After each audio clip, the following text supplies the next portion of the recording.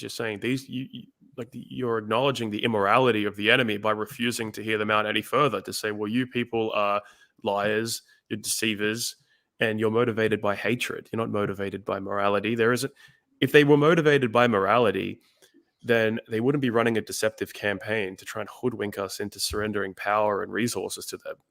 And the view like that was in this document, they said, Australia got this country for free and we haven't even begun to pay for it yet. They want to make us pay. It's as you said correctly, this is based in revenge. It's not based in like this concern for Aboriginal well-being. We've been doing so much for Aboriginal well-being for decades upon decades. There's almost nothing more that we could do for these people. Their problems are due to their own nature.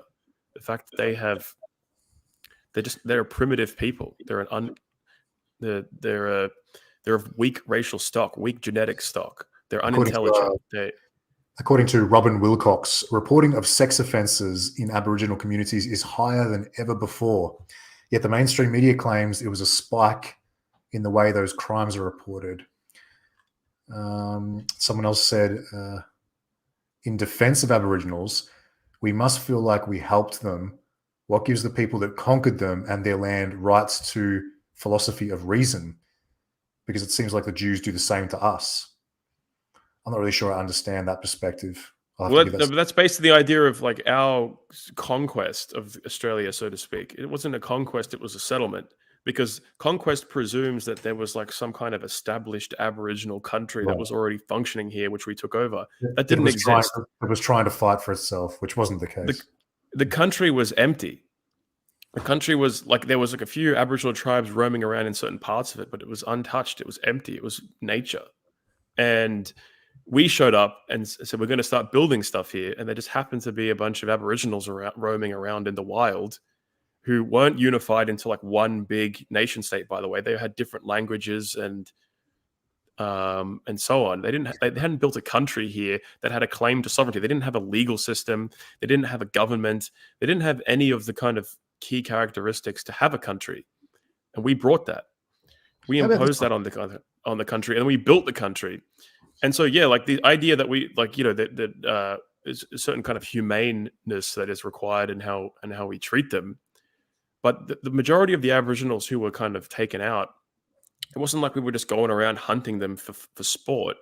We would build a farm or something, and then Aboriginals would be like stealing the sheep off the farm, and then people would defend their land, and then they'd kill, people stealing their shit. The whole narrative around it is this idea that we were just these genocidal maniacs who just came in and just murdered them all in this kind of ruthless, cold-blooded way. If we did that, if we actually were like that, there wouldn't be any Aboriginals left today because we would have killed them all. They would all be gone because it wasn't. We could have done that if we wanted to. I've always felt, and this is my last take on the whole Aboriginal matter, I've just always felt like Aboriginal people, or partial Aboriginal people, as most of them are today, they're not my responsibility.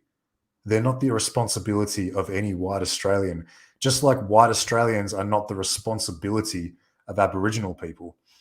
They are their own responsibility, and I would like to leave them to their own communities and their own kind and have as little to do with them as possible.